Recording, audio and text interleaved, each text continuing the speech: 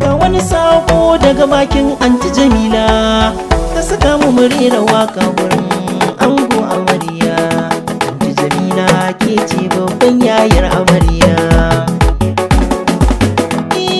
Ga amarya Asiya ce amarya, Isa ango angon amarya.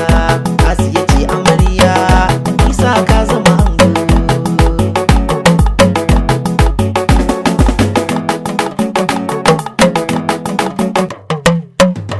Yau Asiya fa tana ban kwana ne da dukkan iyaye, za ta je fa gidan aure ta yi ban kwana da kawaye. Mun sani rabuwa ba daɗi, ban kwana da iyaye, rabuwa san ba mutuwa bakin ji share hawaye.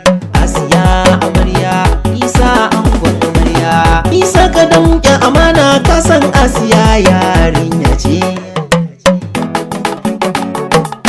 Iya masanin sirrin samaniya Allah rabu alwukiri, sai ka kagi Jamilu lawan laifin ina jinjiri. Gashi mun zo wakar aure har muna budiri, Allah ka ninka salati kuma zama albashari.